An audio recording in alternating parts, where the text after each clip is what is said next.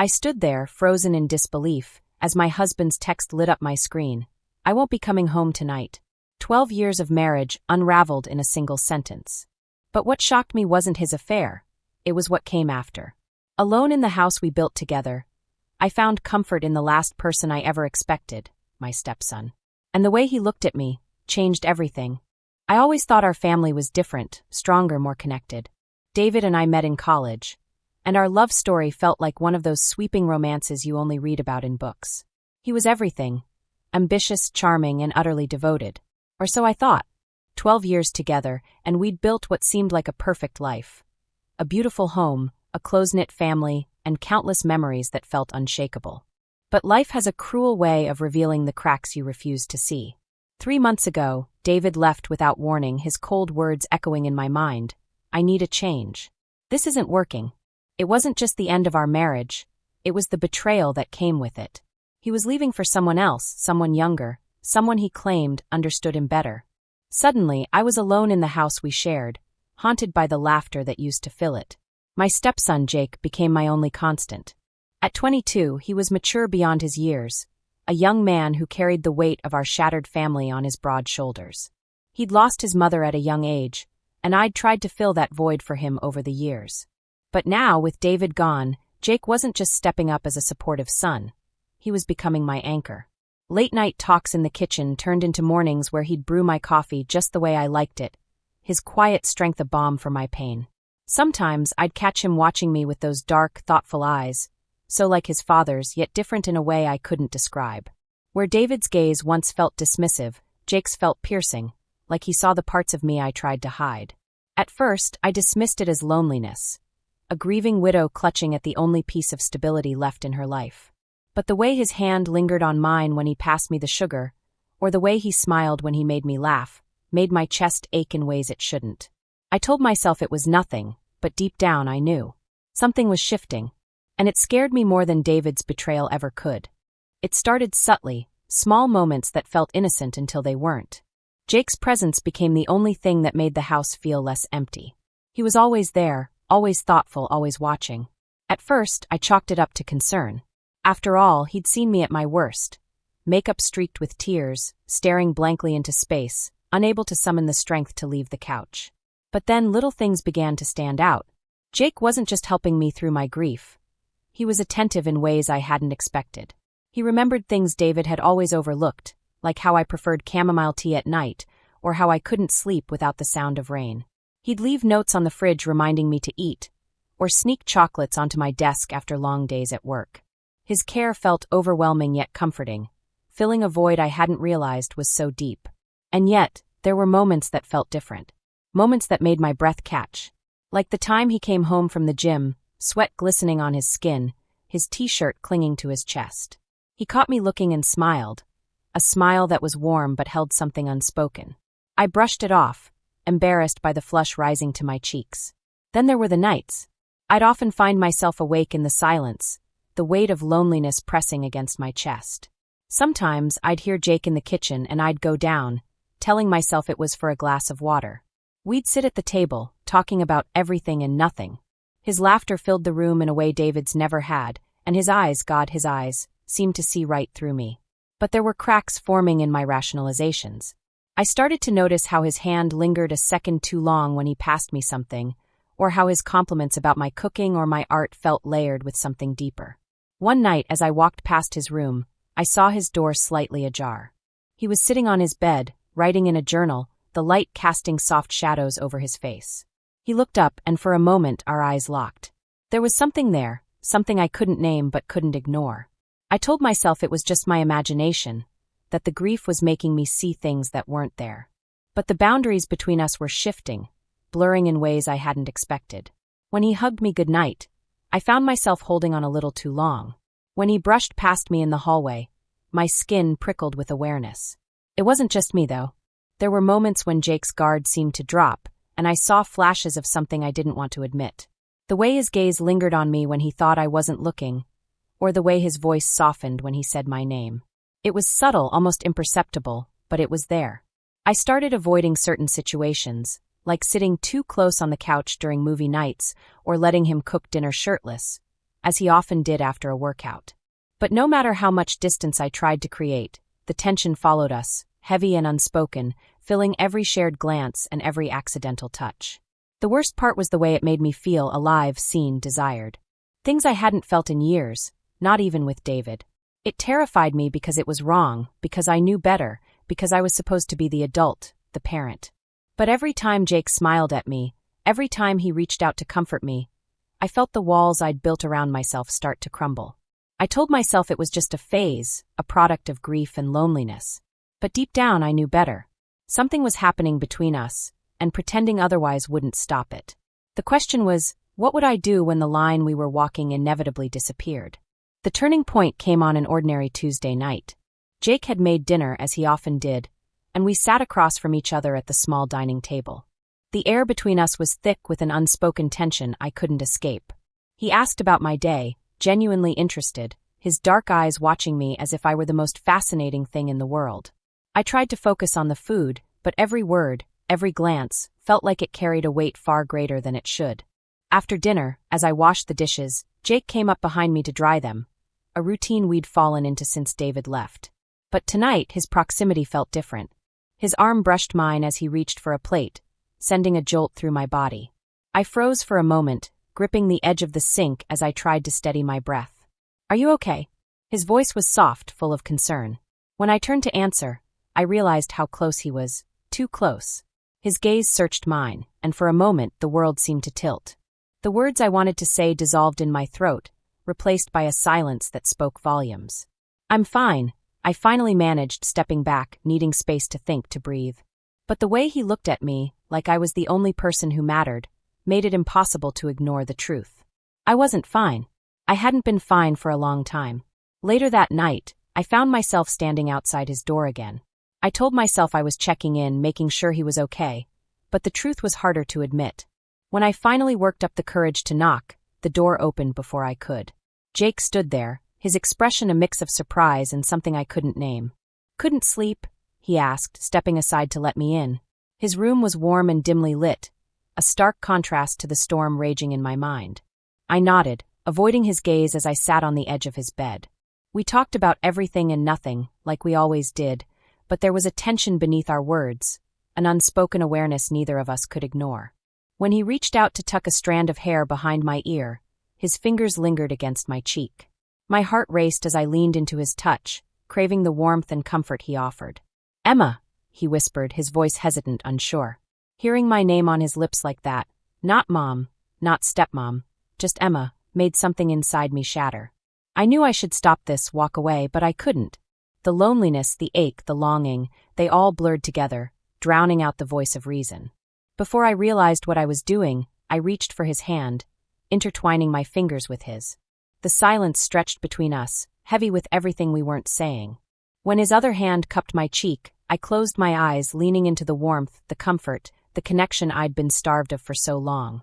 "We shouldn't," I began, but the words faltered as his thumb brushed against my skin, sending shivers down my spine.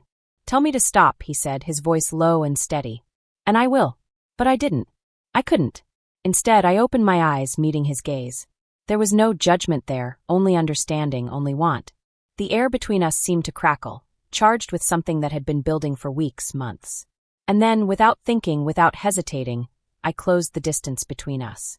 The kiss was soft at first, tentative, as though we were both afraid to break the fragile moment we'd created.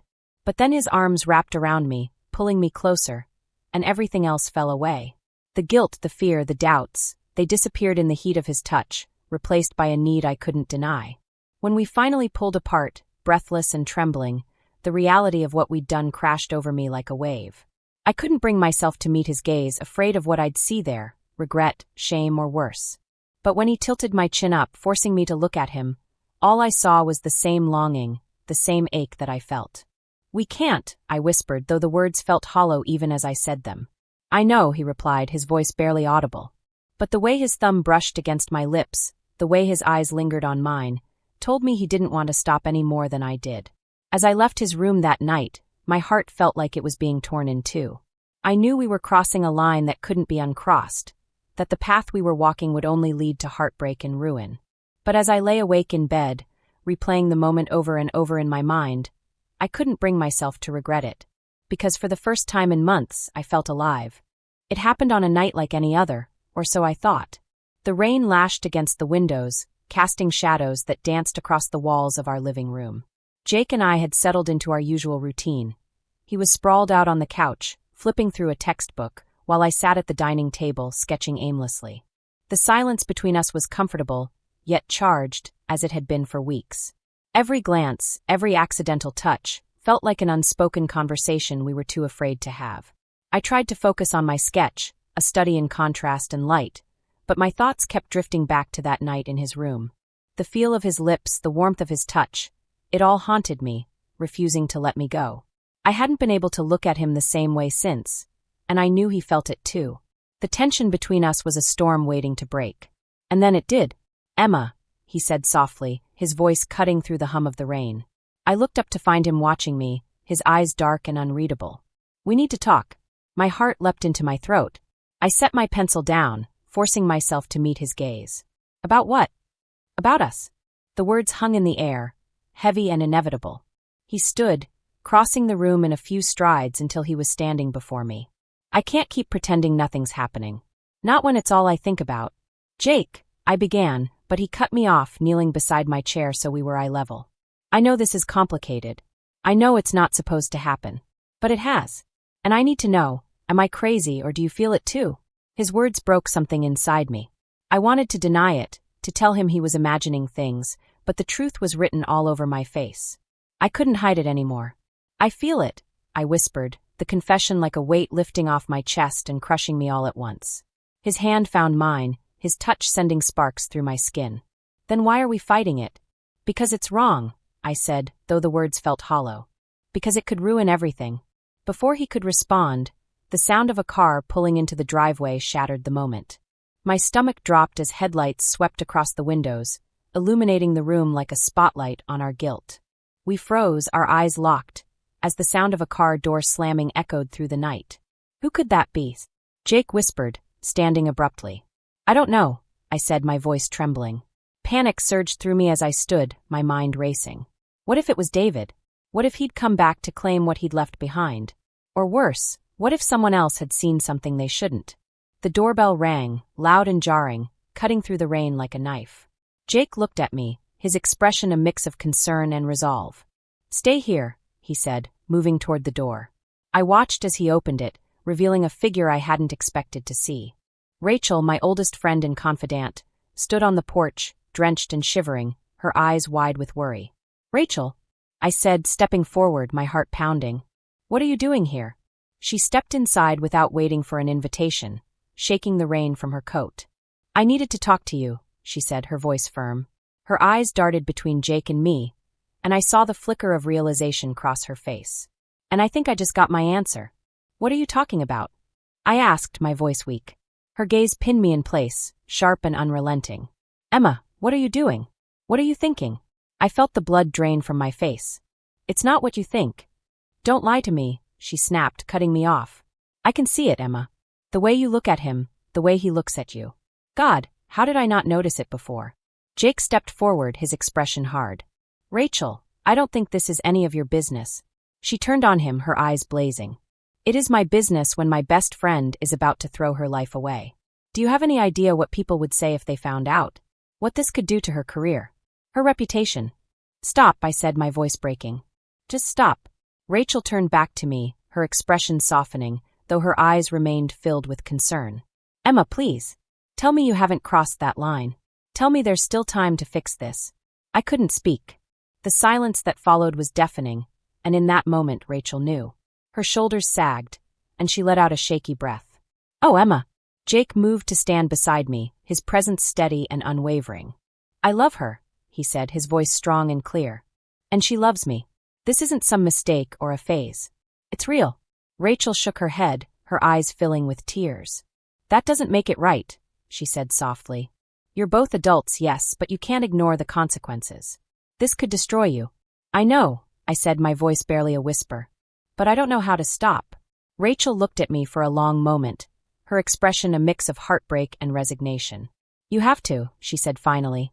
"For both your sakes." She left soon after, her words lingering in the air like a ghost. Jake and I sat in silence, the weight of her visit pressing down on us. When he finally spoke, his voice was soft but resolute. I don't care what she thinks. Or what anyone thinks. All I care about is you. Tears filled my eyes as I looked at him, torn between the love I felt and the fear of what it would cost us. I don't know if that's enough, I said, my voice breaking. It is, he said firmly, taking my hands in his. It has to be. And in that moment, despite the storm raging outside and the chaos inside my heart, I believed him. For better or worse, we were in this together. And whatever came next, we would face it as one. The days that followed Rachel's visit were some of the hardest of my life. The weight of her words clung to me like a second skin, suffocating and inescapable. I couldn't get the look on her face out of my mind, equal parts disappointment, fear, and sadness. She was right about the risks, about the consequences. And yet, every time I thought about walking away from Jake, my chest ached in a way that felt unbearable. We tried to carry on as though nothing had changed, but the tension between us was impossible to ignore. Every glance, every touch, felt charged with meaning.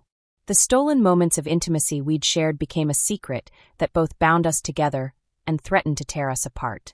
At work, I buried myself in my classes, desperate to distract myself. But even there, I couldn't escape. My colleagues began to notice the change in me, how I seemed distracted, on edge. One afternoon, a fellow professor, Melissa, pulled me aside. "You've been distant lately," she said, her tone light but probing. "Is everything okay?" I forced a smile, assuring her I was fine, but her knowing look told me she wasn't convinced. The walls felt like they were closing in, and I knew it was only a matter of time before the whispers started, before the truth slipped through the cracks. At home, Jake and I avoided the conversation we both knew was inevitable. Instead, we clung to the routines that had once brought us comfort, cooking dinner together, watching movies, talking late into the night. But even those moments were tinged with an undercurrent of fear. We were walking a tightrope, and one wrong step could send us plummeting. The breaking point came one evening when I found myself staring at the Seattle teaching offer still sitting on my desk. I'd been avoiding it for weeks, unable to make a decision. The thought of leaving Jake felt like tearing out a piece of my soul, but staying felt equally impossible. The stakes were too high, and the risks too great. "Emma," Jake's voice pulled me from my thoughts. He stood in the doorway of my office, his expression unreadable. "We need to talk." I nodded, my heart pounding as he walked over and sat across from me. For a long moment, neither of us spoke. The silence stretched between us, heavy with everything we hadn't said. "I can't keep pretending everything is fine," he said finally, his voice steady but laced with emotion. "I know you're scared. I am too. But we can't keep living like this, waiting for the other shoe to drop." I looked down at my hands, unable to meet his gaze. "Jake, I don't know what to do. Rachel's right. This could destroy everything. Your future, my career, our family." "Maybe it could," he said, leaning forward. "But what's the alternative? Living a lie? Pretending this doesn't exist?" Tears welled in my eyes as I shook my head. "I don't want to hurt you. I don't want to ruin your life." "You're not ruining my life," he said firmly. "You're the only thing in it that feels real, that feels right." His words broke something inside me, and the tears spilled over. He reached across the desk, taking my hands in his. "We'll figure it out," he said softly. "Together. But you have to trust me, Emma. Trust us." I wanted to believe him, to believe that love could be enough to overcome the obstacles in our path. But the doubts lingered, clawing at the edges of my mind. That night, I lay awake in bed, staring at the ceiling as Jake's words replayed in my head. Could we really make this work? Was it worth the risk? The guilt and fear twisted inside me, battling against the love I couldn't deny. The next morning, I made a decision. I called Rachel, her voice cautious as she answered. "Emma," she said, her tone wary. "What's going on?" "I need your help," I said, my voice trembling. "I don't know what to do." We met at a quiet cafe, the weight of our conversation evident in every glance and word. Rachel didn't hold back, her concerns spilling out in a rush. "This isn't just about you, Emma," she said, her voice firm. "It's about Jake, too. If this gets out, it won't just affect your reputation. It'll affect his entire future." "I know," I said, my voice breaking. "But I can't just turn off my feelings. I've tried." "Then you need to make a choice," she said, her expression softening. "You can't keep living in this limbo. Either you find a way to move forward together, or you end it. But this in-between, is only going to hurt you both." Her words stayed with me long after our conversation ended. That evening, Jake and I sat down again, this time ready to face the reality of our situation. "I can't promise this will be easy," I said, my voice trembling. "But I don't want to lose you." "I can't." His relief was palpable, and he took my hands in his grip steady and reassuring. "We'll figure it out," he said. "One step at a time." And so we began to navigate the uncertain path ahead, knowing the risks but choosing to hold on to the love that had brought us together. It wasn't perfect, and the road was far from clear, but it was ours. And for now, that was enough. Months passed, and the weight of our decision pressed on every aspect of our lives. Jake and I knew the risks we were taking. Every glance, every touch, every word exchanged in the safety of our home was a choice to defy the expectations of the world around us. It was terrifying, exhilarating, and at times overwhelming. But we had chosen this path, and together, we were determined to see it through. The Seattle teaching position loomed like a specter in the back of my mind. Rachel's words echoed often, her concerns about my career, Jake's future, and the inevitable fallout if anyone discovered the truth. Yet, despite her fears, I couldn't bring myself to leave. The thought of walking away from Jake, of returning to a life where I felt unseen and unfulfilled, felt like an unbearable compromise. Instead, I poured my energy into my work and my art, using them as outlets for the emotional turmoil that often consumed me. My paintings began to take on a new depth, expressions of longing, love, and the struggle to find balance in the chaos of forbidden feelings. Colleagues and students noticed the change, praising my renewed passion and the raw emotion in my work. Ironically, the very thing that could destroy me had become my greatest source of inspiration. Jake, too, found ways to channel his emotions.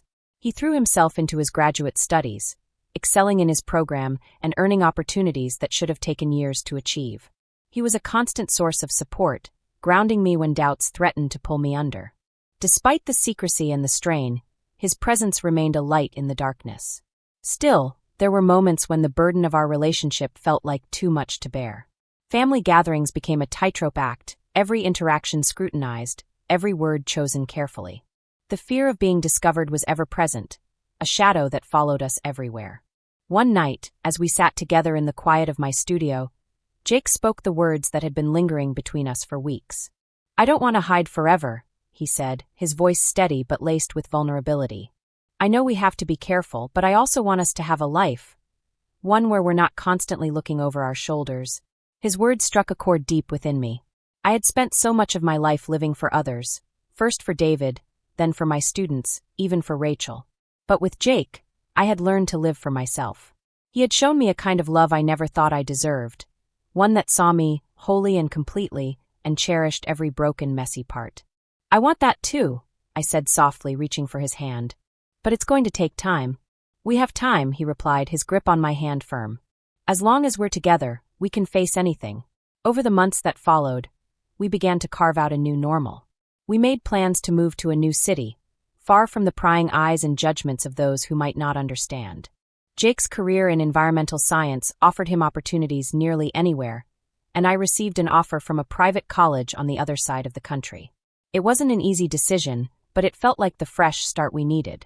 The hardest part was saying goodbye to Rachel. Though she remained my dearest friend, our relationship had become strained under the weight of my choices. When I told her about the move, her sadness was palpable, but so was her quiet acceptance. "Promise me you'll be careful," she said as we hugged goodbye.